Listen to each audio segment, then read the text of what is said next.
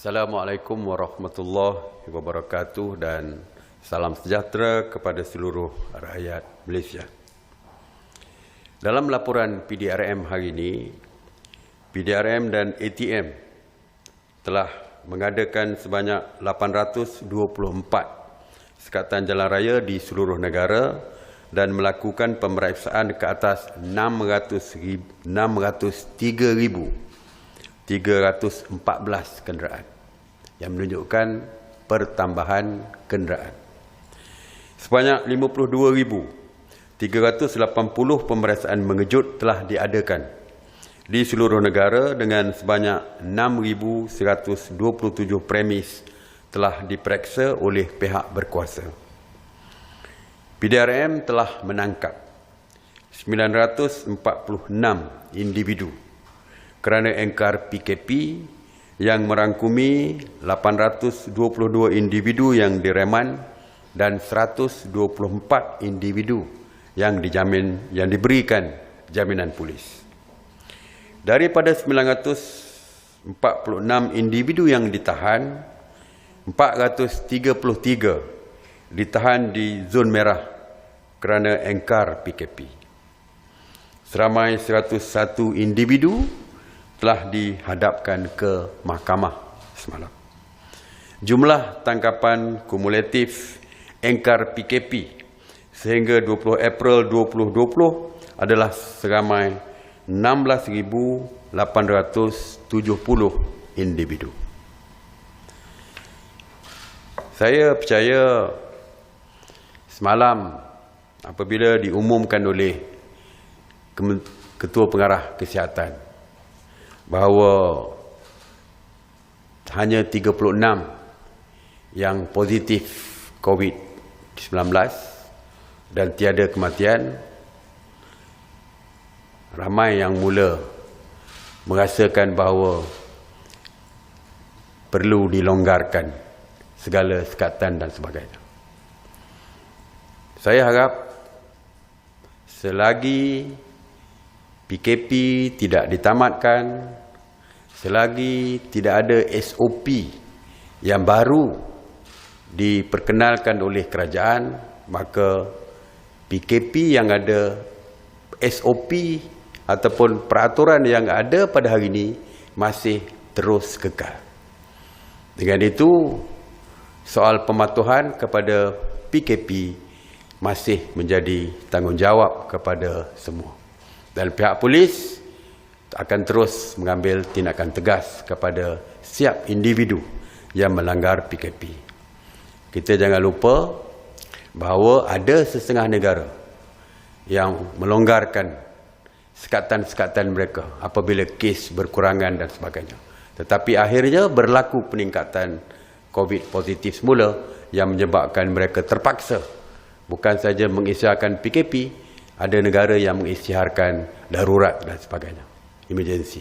Jadi saya harap perkembangan yang baik ini boleh dijadikan sebagai satu perkara positif supaya kita bertindak dengan lebih tegas lagi untuk diri kita supaya terus mematuhi setiap arahan PKP, setiap arahan yang dikeluarkan oleh kerajaan dan mematuhi setiap perintah di dalam PKP tersebut.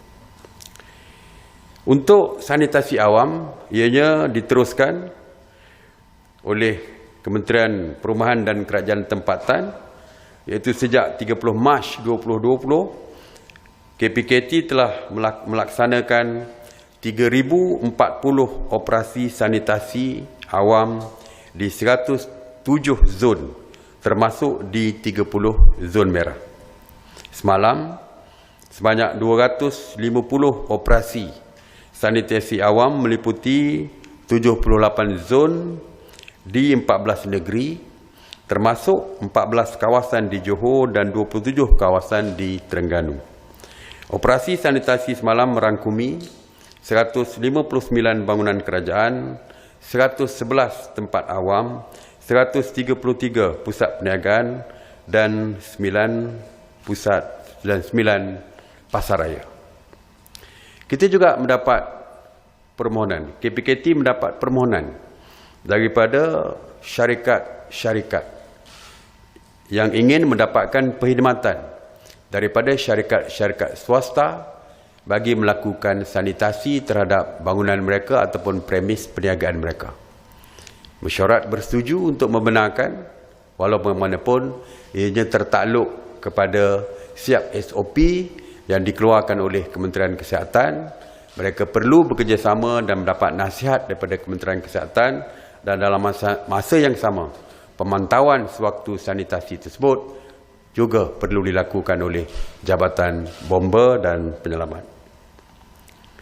Mengenai pusat kuarantin, setakat semalam sebanyak 193 pusat kuarantin beroperasi, iaitu berbanding dengan 191 pada hari sebelumnya, yang mana 16,844 individu sedang menjalani proses kuarantin wajib. Semalam 1,137 rakyat Malaysia telah pulang ke tanah air dan telah pun dikuarantin secara wajib.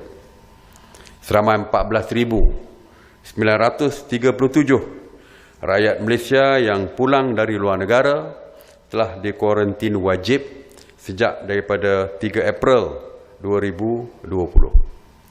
Sejak 18 April, 2,317 individu telah pun selesai menjalani kuarantin wajib dan dibenarkan pulang ke kampung halaman mereka. Dan cuma yang saya sebutkan semalam dari segi warga negara asing yang tidak dapat pulang kerana negara mereka menutup pintu ataupun tidak membenarkan penerbangan masuk dari mana-mana untuk membawa pulang rakyat mereka. Kementerian Luar sedang berbincang dengan kedutaan-kedutaan mereka untuk memastikan kebajikan rakyat mereka terjaga. Mengenai pengagihan topeng muka percuma oleh kerajaan, seperti yang diumumkan sebelum ini, kerajaan bersetuju untuk mengagihkan siap isi rumah 4 keping topeng muka secara percuma. Kerajaan telah memperuntukkan 32,4 juta topeng muka untuk diedarkan. Dan setakat ini, kerajaan telah pun mengedarkan sebanyak 23,4 juta topeng muka, iaitu 69% daripada keseluruhannya. Ia diedarkan oleh APM ke negeri-negeri dan diturunkan ke pusat bencana, pengurusan bencana daerah, dan diagihkan melalui Barisan Hadapan di daerah-daerah. Untuk Sabah dan Sarawak, pengedaran akan bermula pada hari ini. Mesyuarat telah membuat keputusan untuk menghadkan operasi Jabatan Imigresen dan agensi berkaitan di pintu masuk bangunan Sultan Iskandar, Johor, iaitu di Tambak Johor, dan Kompleks Sultan Abu Bakar di laluan kedua ataupun second link. Masa operasi Kastam, Imigresen dan lain-lain agensi di bangunan Sultan Iskandar dipendekkan daripada 24 jam sebelum ini kepada 7 pagi sehingga 7 petang bagi pergerakan masuk rakyat Malaysia daripada Singapura. Ianya juga termasuk kenderaan komersial. Bagi Kompleks Sultan Abu Bakar, iaitu di link kedua ataupun laluan kedua, operasi berjalan seperti biasa, iaitu 24 jam. Maka jika ada kecemasan, ada keperluan rakyat kita untuk pulang ke Malaysia selepas waktu pusat di link pertama ataupun di Tambak Johor ditutup, mereka boleh menggunakan link kedua untuk pulang jika ada kecemasan seperti kematian dan sebagainya. Walaupun ditutup, pukul 7 dah ditutup di Tambak Johor, tetapi mereka masih boleh balik dengan menggunakan link kedua. Dan di situ, di link kedua, kenderaan komersial boleh bergerak seperti biasa. Seperti kita tahu, ramai lagi yang bimbang tentang kemasukan rakyat kita melalui Tambak Johor dan juga link kedua yang pulang daripada Singapura. Ingin saya maklumkan, daripada laporan daripada Jabatan Imigresen Malaysia, kemasukan besar-besaran masih belum berlaku. Setakat 4 hari ini, average ataupun hitung panjang kemasukan rakyat kita daripada Singapura hanya di sekitar 400 orang sahaja. Sebagai contoh, 18 hari bulan April 648, tinggi kita nampak. Tapi 17 hari bulan April diturun menjadi 246. Pada 18 hari bulan 4 dia turun menjadi 245. 19 hari bulan 4 naik balik kepada 604. Dan 20 hari bulan April turun balik menjadi 297. Jadi kita masih mampu dengan kemasukan secara tidak besar seperti yang saya sebutkan tadi.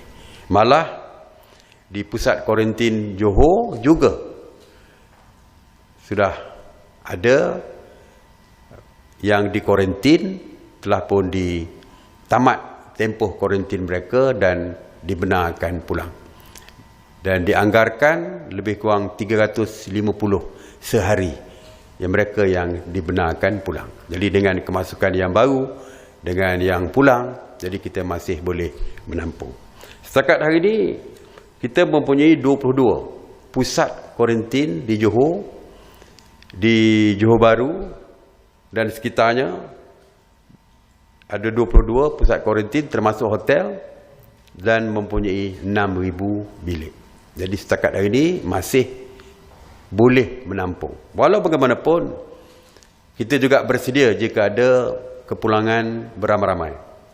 Maka NADMA telah pun diarahkan untuk menambahkan 4,000 bilik lagi, yang menjadikan 10,000 bilik bukan sahaja di Johor Bahru, tetapi di bandar-bandar lain yang berdekatan, termasuklah sehingga ke Melaka sekalipun kita akan dapatkan bilik, supaya jika ada kepulangan besar-besaran kita masih mampu untuk menampung 10,000 untuk satu masa. Tuan-tuan dan puan dan para ibu bapa, khususnya kita faham ibu bapa dan juga pelajar-pelajar IPT A dan IPTS rasa tertekan kerana begitu lama berada di kolej ataupun kampus masing-masing, mendapat rayuan berbagai-bagai daripada ibu bapa, daripada pelajar yang ingin pulang ke kampung. Dan mesyuarat telah pun membuat keputusan, mesyuarat yang lepas telah pun membuat keputusan bahawa mereka terus tinggal di kampus sehingga kita mendapat nasihat daripada Kementerian Kesihatan. Itu yang saya sebutkan dalam PC saya yang lepas. Hari ini kita telah mendapat pandangan, ya, selepas mendapat pandangan daripada Kementerian Kesihatan. Mereka telah berada di kampus ataupun di kolej mereka lebih daripada 28 hari. Ya. Jikalau kita di kuarantin 2 kali 14 hari ini masih tidak bergejala, kita boleh menganggap bahawa mereka tidak ada jangkitan COVID-19 ini. Jadi kita berbincang tadi bahawa ada kemungkinan, ya, kita boleh membenarkan mereka pulang, walaupun kita mahukan satu SOP yang ketat. Kita tidak mahu 100,000, 80,000 hingga 100,000 pelajar ini pulang serentak ke tempat masing-masing. Dan kita mungkin memerlukan mereka mendapat saringan kesihatan dulu sebelum mereka pulang ke kampung. Jadi itu antara perkara yang kita lihat dan kita minta supaya perundingan di antara Kementerian Pengajian Tinggi dan Kementerian Kesihatan supaya kita boleh lihat bagaimana kita nak bantu pelajar-pelajar ini untuk pulang, bagaimana kita nak bantu ibu bapa yang begitu risau berada di kampung untuk menunggu kepulangan anak mereka dan mereka tidak mahu lagi anak mereka berada di kampus tapi boleh pulang ke kampung. Jadi detail SOP-nya akan kita lihat secara teliti, terutamanya kalau dibenarkan dari segi bagaimana kepulangan mereka itu dapat kita manage supaya tidak menimbulkan kesesakan dan sebagainya. Dalam masa yang sama juga kita melihat ramai juga yang sudah pun pulang ke kampung, terlalu lama di kampung. Mereka ingin pulang ke tempat kerja masing-masing. InsyaAllah kita juga akan lihat perkara tersebut. Kita akan dapatkan nasihat daripada Kementerian Kesihatan.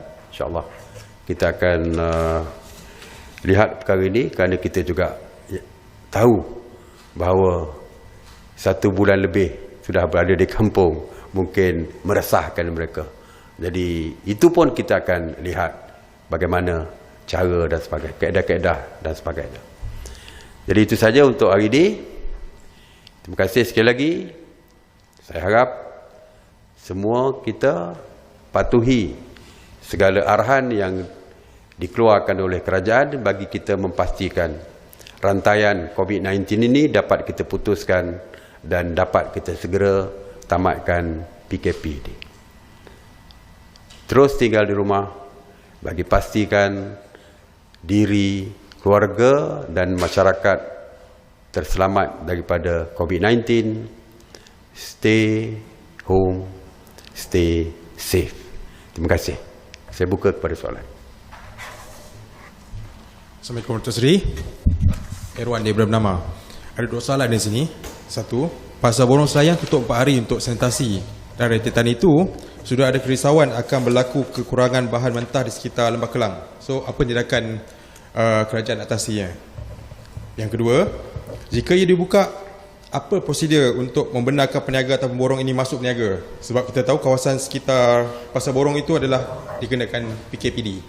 So, sekian itu. Okey. Sebenarnya kita menutup kawasan di sekitar. Ya, tetapi ramai daripada pekerja-pekerja di Pasar Borong itu adalah mungkin terdiri daripada mereka yang tinggal di kawasan sekitar. Jadi tujuan penutupan tersebut bukan selama 14 hari seperti kita membuat PKPD di kawasan sekitar. Tetapi kita hanya menutup selama 4 hari, iaitu sehingga hari Khamis, supaya sanitasi boleh dilaksanakan di Pasar Borong tersebut. Jadi kita nak supaya bila kita buka nanti, kawasan itu telah pun disanitasikan untuk kesihatan. Ya, jadi untuk peniaga-peniaga tu mungkin kita akan kita minta Kementerian Kesihatan lah untuk mengambil tindakan bagi memastikan mereka juga tiada jangkitan COVID-19 ini. Ya. Datuk Seri, saya ada 3 soalan. Soalan pertama berkenaan kebenaran untuk pelajar pulang dari kampus mereka. Seawal bila agaknya SOP itu akan dicapai? Dan yang kedua, ada keluhan daripada para penggambar media, terutamanya jurugambar yang tidak dapat mengambil gambar lebih dekat di kawasan PKPD. Kerana sebelum ini mereka dakwa mereka boleh mengambil gambar di luar kawat berduri, tapi sekarang mereka kena ada lebih kurang 200 ke 300 meter jauh. Jadi susah mereka nak dapat gambar yang terbaik. Dan soalan yang ketiga, ada juga rakyat Malaysia yang mendakwa mereka dipaksa untuk bercuti tanpa gaji selama 6 bulan. Adakah kerajaan boleh mengambil tindakan terhadap majikan seperti ini? Terima kasih. Untuk kebenaran pulang, saya kata kita menyediakan SOP, ya. Tapi bila dan sebagainya tu mungkin kita belum menetapkan, ya, sebab seperti saya kata, kalau kalaulah diperlukan untuk mereka membuat saringan kesihatan 100,000 pelajar, mungkin mengambil masa yang agak lama. Jadi kalau kita nak benarkan dan kita nak buat saringan kesihatan, kita perlu tahu jangka masa untuk menyelesaikan 100,000, hampir 100,000 pelajar. Jadi kita kena ada dia punya jangka masanya. Jadi daripada itu boleh kita tentukan bila tarikh bermula, ya. Dan cuma dari segi yang lain-lain tu yang berkaitan dengan kepulangan tu, kalau dibenarkan nanti, saya dah kata tadi, MKN bersama dengan Kementerian Kesihatan, bersama dengan Pengajian Tinggi, Kementerian Pengajian Tinggi akan mengeluarkan SOP untuk pengantaran pulang tersebut. Seperti saya kata tadi, kita tak nak terlalu banyak pergerakan. Alasan kita untuk tidak membenarkan dulu adalah kerana tidak mahu pergerakan besar-besaran berlaku. Just imagine, cuba kita bayangkan. Kalau terlampau balik serentak, bas berbondong-bondong balik, sehingga di RNR misalnya, nak pergi ke tandas dan sebagainya, akan berlakulah pertemuan di situ dan sebagainya yang melibatkan begitu banyak pergerakan. Jadi sebab itulah kita cuba untuk mengelakkan perkara tersebut. Tapi seperti saya kata tadi, kita dah bincangkan. Kita dah bincangkan kemungkinan kelonggaran ini akan diberi. Tetapi masa, SOP dan sebagainya akan ditentukan. Mengenai pengamal media, saya percaya tindakan yang dilakukan untuk memastikan keselamatan para pengamal media ini daripada dijangkiti oleh COVID-19 ini. Walaupun insya-Allah saya akan bincang dengan pihak polis, kalau berada di tepi kawat tu dianggap selamat dan juga Kementerian Kesihatan memberikan jawapannya ia je selamat, mungkin kita boleh sampai ke kawat berduri yang disediakan. Tapi kalau Kementerian Kesihatan kata perlu ada 300 meter, jadi perlulah ada 300 meter kerana Kementerian Kesihatan yang paling baik untuk memberikan nasihat kepada pengamal media. Maknanya kita semua sayanglah kepada pengamal media. Jadi untuk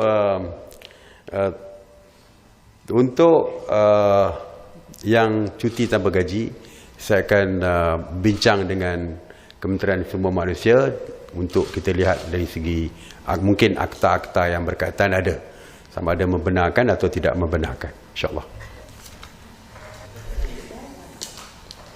Assalamualaikum, saya Faris dari RTM. Saya ada 2 soalan.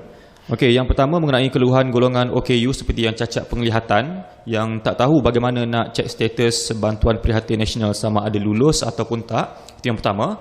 Dan yang kedua, berkaitan dengan Bazar Ramadan, ada sesetengah penganjur Bazar Ramadan yang telah pun mengambil duit deposit daripada peniaga-peniaga, tetapi apabila diumumkan untuk tempoh PKP ini tiada Bazar Ramadan, ada penganjur seperti yang terjadi di Melaka, mereka enggan untuk memulangkan semula duit peniaga yang telah pun diberikan ataupun hanya mungkin sebahagian saja yang dipulangkan dalam 30%.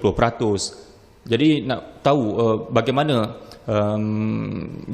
kerajaan melihat perkara itu untuk tidak membiarkan peniaga terkesan.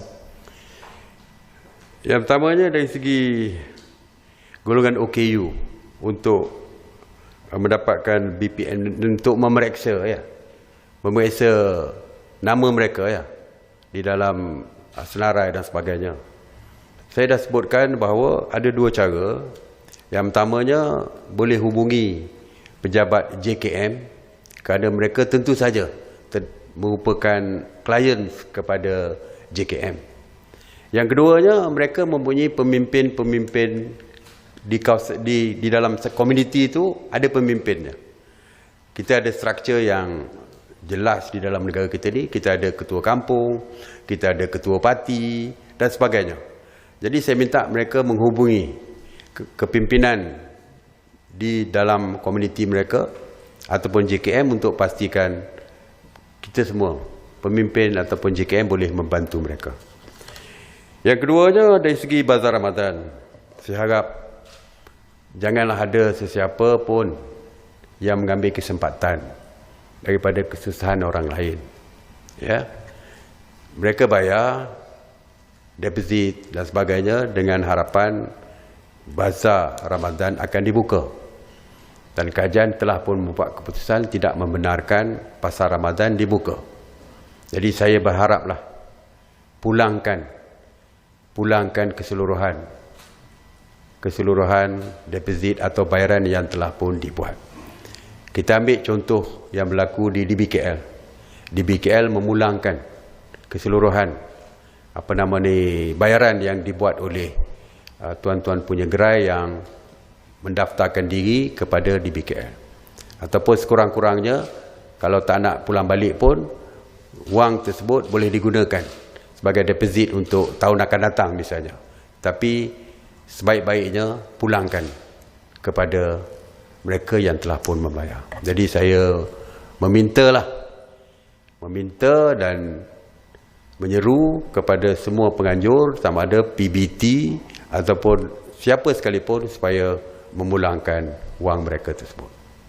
Wang yang dibayar oleh peniaga-peniaga di Pasar Ramadan. Alright. Sekali lagi terima kasih. Assalamualaikum warahmatullahi wabarakatuh.